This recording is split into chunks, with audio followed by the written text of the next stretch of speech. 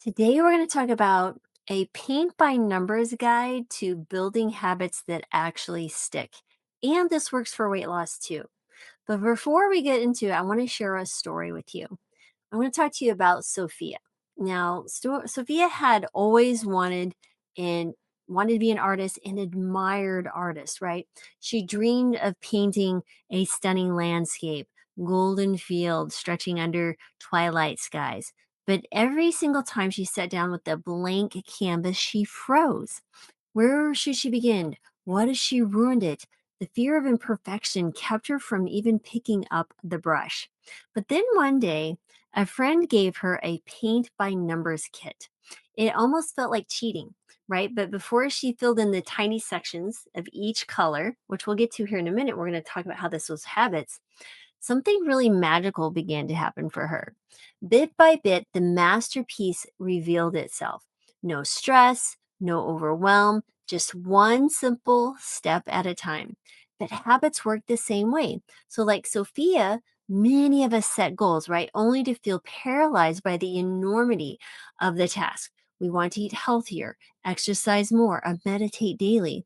But without a structure, we flounder. And a paint by numbers approach to habits removes the intimidation, gives us a clear path to follow.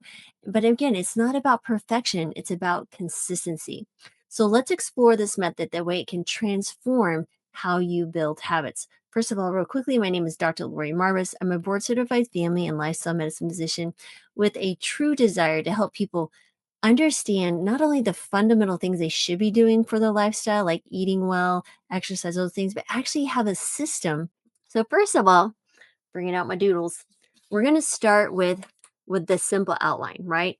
We're going to define the habit clearly. So before Sophia dipped her brush into the paint, for example, she noticed something. The canvas was not blank. It had a delicate outline of the final image was already there, right? All she had to do was follow it. And this is exactly how habits begin. You start with a clear structure, right? If you don't define what you're aiming for, you're going to feel lost.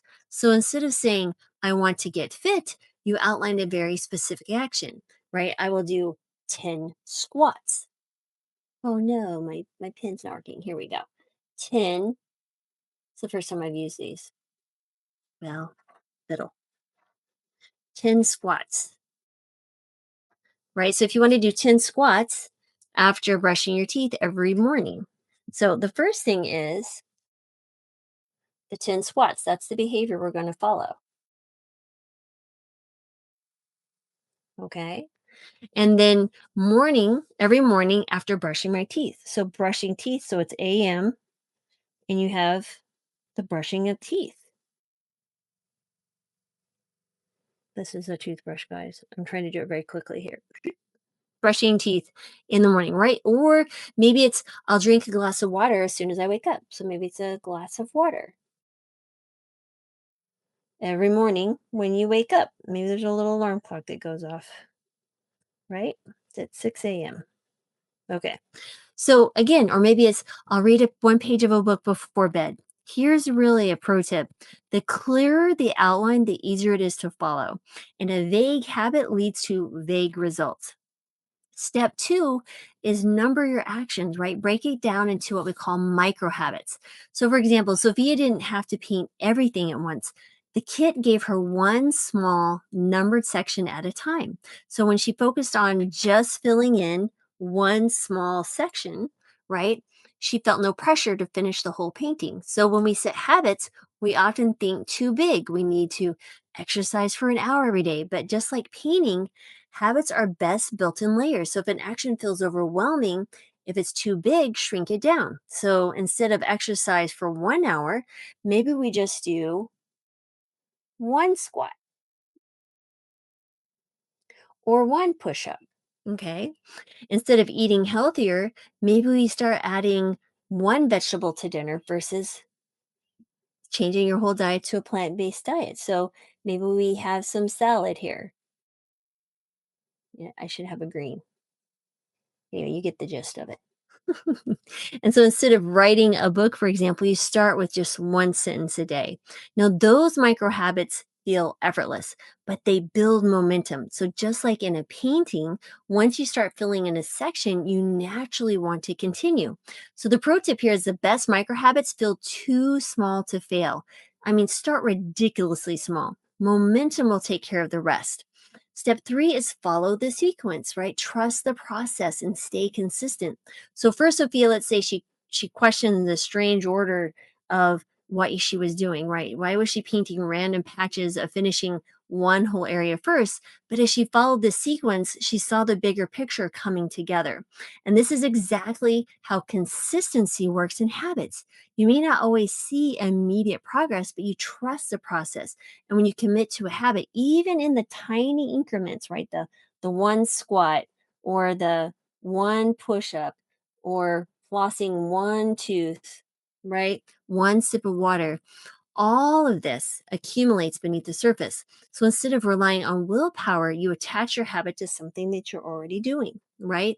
So after you brush your teeth, you floss one shiny tooth. Okay. So after you pour your morning coffee, okay, so we're pouring our morning coffee or tea in my case. Okay, so here's your coffee. You pour it in there and it's steaming hot. What are you going to do? Maybe you drink the one glass of water, or maybe it's even just one sip of water.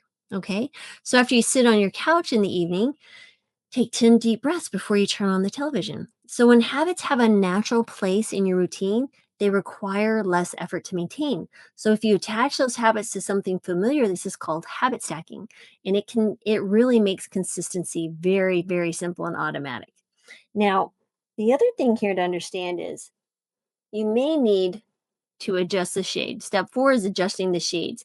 So refine and adapt as you go along. So as Sophia, for example, might have neared her completion, she noticed that some colors just didn't look right and the shadows needed some softening. Maybe the sky needed more depth. She adjusted her brush strokes accordingly. Similarly,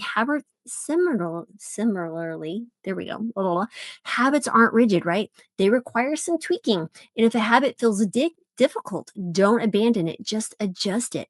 So let's say if you're struggling to meditate for 10 minutes, drop it to 2 minutes. So if you're waking up early to exercise isn't working, switch to afternoons or weekends or evenings, excuse me. If tracking food feels tedious, maybe just simplify, if tracking food feels tedious, simplify it to just, maybe one note per day, like what you ate for breakfast. So many people quit because they assume a habit isn't working, but the truth is it usually just needs a small adjustment.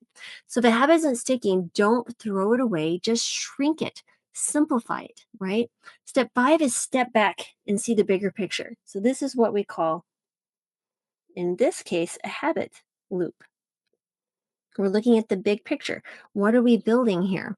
So, for example, when Sophia finally finished her painting, she stepped back and marveled at the masterpiece. At first, it might have seemed impossible, but all it took was one small section at a time, right? You start small here, you do one small behavior, and before you know it, you're getting this reward, and you want more and more of it. Your brain begins to cycle this repetition, and you see the big picture here is the habit loop, right? So when it comes to habit, it's very important that we often forget to step back and see how far we've come. And so instead of focusing on how much is left, celebrate the progress, right? That celebration creates that reward, that dopamine that the brain wants to keep doing this habit loop, right? This cue, this behavior, and the reward. That's all comes together as one big habit loop. So, for example, did you exercise 3 days last week instead of seven? That's still progress, right? Did you drink more water than before? That's progress. Did you meditate even for a few minutes? Even if it's not perfectly, that is progress.